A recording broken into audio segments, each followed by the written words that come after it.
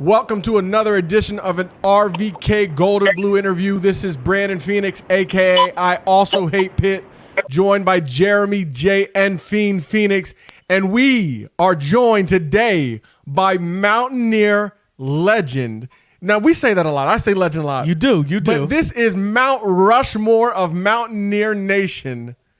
Chief, PW5, record holder, record breaker, ankle taker, Patrick White. Pat, thank you for joining the Raspy Voice Kids today. What's going on, Raspy Voice Kids? I appreciate y'all having me on today. Well, man, it's been a long time coming. You've been on our wish list. We know you're a very busy man, so we're grateful that you took some time out of your day. And he was top 5 wish list. He wasn't just in the top 10. He was top 5. Top 5, PW5, you know it. I was kind of a little hurt because I thought I was at least going to be number 1 on the list. I think I was like bottom, like number 5, 5.5. I was like 5B or something. You were 5. But at least I made it, right? You were 5. It was not in any particular order. That's why I don't know why Jeremy just said that. But no, man, it's like the NCAA tournament. When you make it, you make it. Oh, yeah. I had an opportunity to win, huh? You in there, man. You in there. And you're winning. You're down at Alcorn State now, quarterback coach. How is that treating you? Oh, man, it's the life. It is the life. Coaching football, coaching the game for a living. Get to watch young men and young women, obviously not young women playing, but on the staff, grow up and become men and women right in front of your eyes. It's amazing.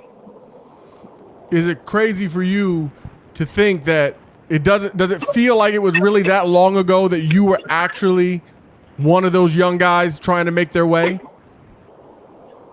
Well, as my players are challenging me, it does not feel that long ago, but once I accept the challenge and start trying to perform, yeah, I'm reminded. So what was it like going from being a Bama boy to a mountain man? Hair raising because of the cold weather during the winter. Calves growing because of all the mountains I had to walk. Law school hill. But more than anything, I guess it's a second home. No, we love it. West Virginia accepted me with open arms, and I will always be grateful, myself as well as my family, for the 4.5 great years that they provided or allowed me. Absolutely. We know your younger brother came after you. It was a wonderful thing. How did you feel when you were a freshman? We know what you did in the Louisville game. I was there sitting in the crowd, 3 overtimes. What an amazing time. But before that, you're in a battle with Adam Bednarik. He gets the nod as a starting quarterback. How did that affect you, and what was your mindset going through it, like as you were probably one of the first times in your life sitting on the bench watching somebody else perform before you got in? For the first few games, I accepted it, and I was like, I'm young. He has maybe not more game time experience than me, but more experience in this offense. By about game 6, I was thinking, Coach, what's up, man?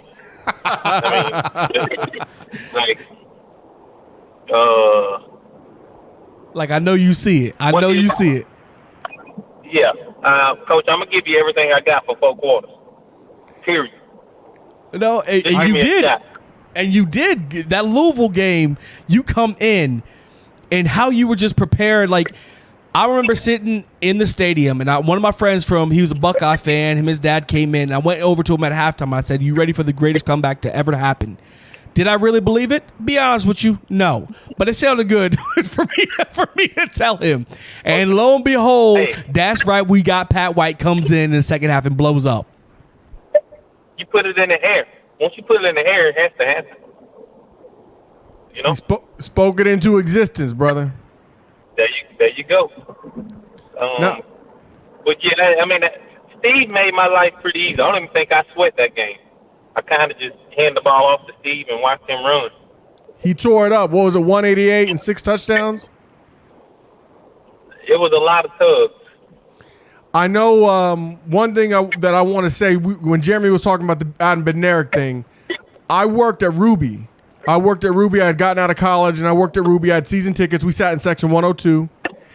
And I remember seeing one of the players had gotten hurt and was in the hospital. And Jamal Aday was one of the guys who came in to see him.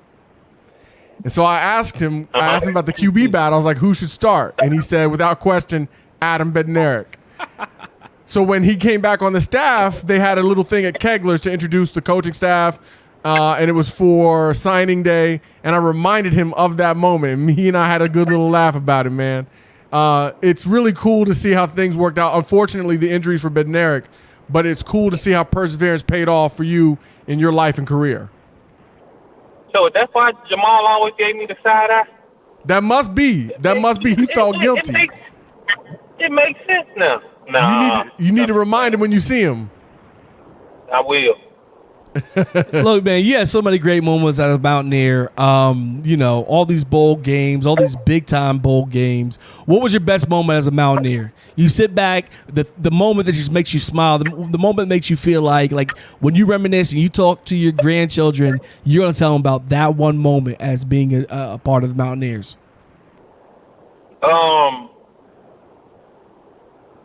I've had this question asked a million times, and I think it probably changes every time because there were so many great memories. But for this special occasion, I'm going to go with that time I walked across the stage as a graduate and President McGraw was swinging that white towel around. And I knew that all that pressure was no longer on me anymore. It was somebody else's turn to take hold of the reins of Mountaineer football. No, absolutely. We get it. That is a great moment. That's a fantastic moment. That's what it's really all about. And a lot of student athletes don't see it that way, but you got your degree on top of all the glory that you got on the gridiron. I do have a question. Look, don't hate on me. I'm just being real. RVK keeps it real. There's a couple moments that stick out to me. One of them is I kept driving down to South Florida to watch y'all play USF. What was it about them Bulls, the South Florida Bulls, that made it so difficult for us to match up with them? I feel like every time I watch them, I don't know, it's like a little pain in my side. To this day, when I see South Florida, I get angry. Now, I'll say this before you answer.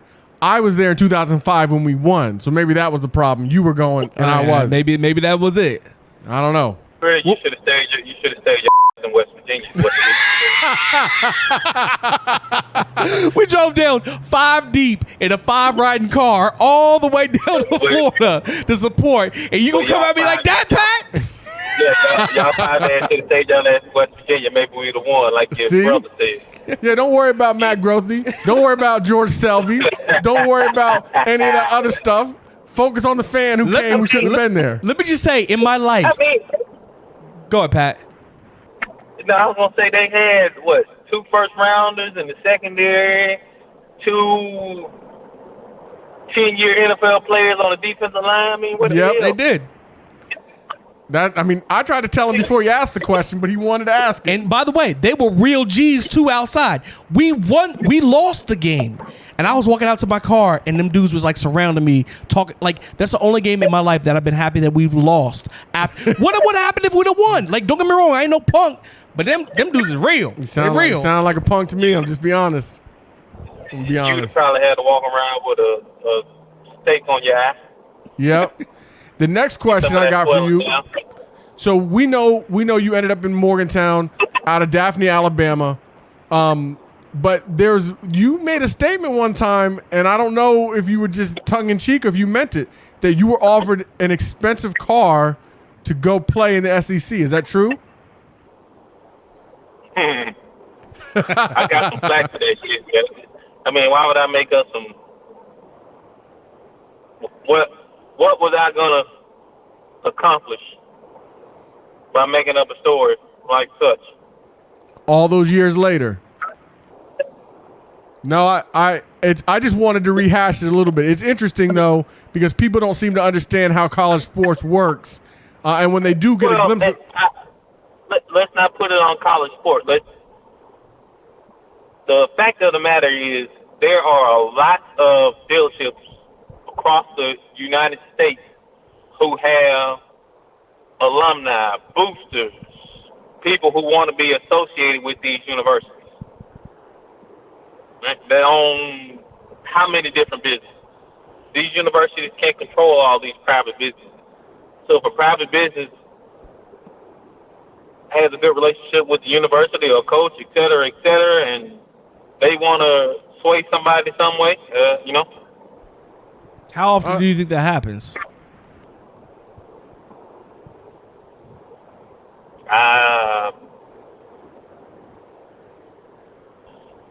It's a business. Yeah. It's a college football is an extension of, the rest of society. It's the subsector. So whatever's happening in the business world with the Fortune 500s is happening in the business world with the universities and colleges. So how do you keep your kids down there in the college? How do you keep them on the straight and narrow? Like, do you have a meeting before, when they first come in? You sit down with the whole team. You talk to them individually. How do you keep them, where they need to be? It's a process because they need to fail to learn. So, and it varies depending on the kids. You have a million different personalities. Some kids will come and talk to you to head off any issues. Some kids will, or I shouldn't call them kids, some young men will come to you after the issue has already begun. Some kids will wait till it's too late, and by the time you find out, there's nothing you can do about it. So you just have to try to give the best advice. Talk from experience if you've had that experience, and keep it real with them because they can see through the BS. No, that's a fact. And I appreciate your perspective on that. And they've got to respect that too, because you're not coming at them as an analyst. You're coming at them as a guy who played at the highest level. So anything that you say is something that they can trust and respect. And even people listening to this, because we have a lot of kids in high school that listen, a lot of kids in college who listen to the show. It's a good example for them to learn from your perspective. We wanted to ask too. Now, we don't talk about the game. You know what game we don't talk about. We don't. But there's this conspiracy theory that goes around, that goes through me as a Mountaineer fan. Yeah. And as a person of... What'd you say? You do talk about it with your handle, though. You give them so much pub. Talk about with that I hate. Oh, yeah. No, listen. That's about everything else. That ain't about the specific game. That's about the university. Okay, we hear people say, Pat, that Rich Rod threw that game. Is there any truth to that? To my knowledge, no. I'm not talking about your knowledge. How do you feel? Do you feel like he threw that game? Deep down? Well, how about this? Coach Rod is speaking at the Mississippi Coaches Association event happening in Jackson, Mississippi tomorrow. I'm going to go sit in the front row and listen to him speak, and I'm going to look him in the eye. And if he has any funny look, he probably threw the game. If he can look me in the eye, I was all locked in. I was like, okay, all right. No, that's all I needed. To your knowledge, no. You were in the game. You were in the locker room. You were in all the meetings, pregame, postgame, all that stuff. So you would know. So they can't play the game, right? Yeah. No, I agree. Football, regardless of what people say and want you to think, the X's and O's have been, for the most part, the same since the inception. It's the Jimmys and Joes that make the difference. Amen. Word up.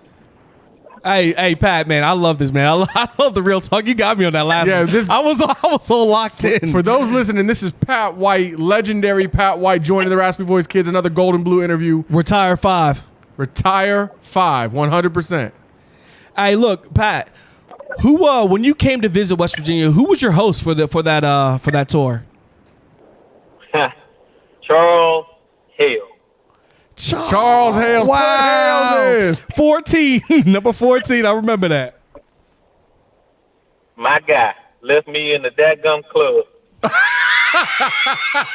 Why do I keep hearing stories about I this? keep hearing stories about recruits getting left places. We heard it in basketball. We've heard it in football. That's funny. That's crazy to me, and you still came. Well, because of my man KJ Harris. He took care of me. KJ was like, did. Come on, I got you. Yeah. Big KJ, looked out for man. me. Charles was like, oh, no, this my competition? Find your ass. Such real talk. And like my man Ali, he looked at me. He knew I was prettier than him, so he was like, Old Charles Hales, man. And this kind of thing happens all the time. You got to get yours, but I got to get mine. I got some questions. I got some questions I got to ask you off the air. So don't hang up when we.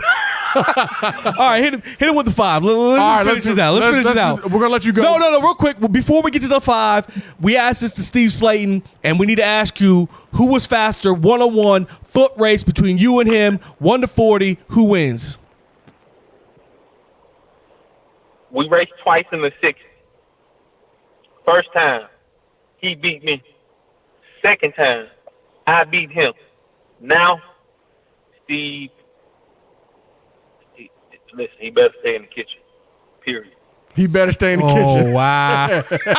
I think Steve, That's a nice way. I think Steve prefers to be in the kitchen now. Yeah, I think he's saying Steve getting soggy. That's my word for it. Soggy, a little soggy. All right, here we go. Here's a 5. Here we go. Does ketchup go on a hot dog? Yes. Jordan or LeBron? Jordan.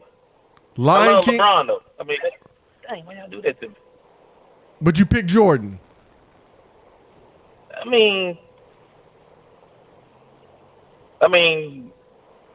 I picked Major. Okay. But I love me, you know? I love me. Hold on. We got it. He picked Jordan, but he loves LeBron. But I also want to know LeBron or Kobe. Like I want to know LeBron or Kobe. Bron. Bron, Okay. me too. All right, Lion King or Toy Story? The King. Best- Africa. Best pop, Hi, baby. best Pop Tart. Oh, I don't eat them things. Never. We had grits and eggs on them. We had grits and eggs in the morning. You Wasn't put no shrimp. Pop-Tart. You put shrimp in the grits. It depends. Special occasion, maybe like on a Sunday. Got you. But, All right. Yeah. What am I Mom was waking us up with some hot breakfast. We wasn't eating that. Pop that shit in the toaster. Nah, bro. Mom wasn't getting down like that. I got you. All right. Best fast food French fry. Ooh. Best fast food. The old school Arby's when they Curly fries. crispy, when them curly fries were crispy, not them soggy joints they put out now. Real stuff. All right, and we got the last one. This is one of the newest ones that we've been asking. Let me take that back. Checkers. Some old school checkers. All right, good wow. call. Set from the South, Checkers. He said Checkers. All right, and the question, like we've been asking everybody, and this is real talk. Don't try to escape it. Be for real. Noah Divine answered it straight up. Jed Drenning took a second, but he answered it too. Do you pee in swimming pools? If I gotta pee real bad. That's a yes, Your That's Honor. the right answer. That's a yes, That's Your the right Honor. answer. Keeping it real. Pat, we cannot Pat thank you Weezy in enough. the building. Cannot thank you enough for joining us. We know, again, that you're super busy. You're getting asked to do this kind of stuff all the time. Thank you for giving us a portion of your time, taking time from your family. Can I get a bonus question? Last question real quick. I'm sorry. I don't what cut you you off. Real quick. All right, Pat, I want to know. You're an artist. You're putting out a new hot track. You can have one person also come on your collabo with you. Who are you going to have collabo with you on your CD? On your song? Hove. Hove. It's the rock. All right. There it is. It's It's the rock in here. He threw up the rock. It was quick. All right. All right. So, Period. but everything stands. We thank you. It happened. We knew it would. We're going to make this a YouTube video on top of being on the podcast. Patrick White, we thank you so much.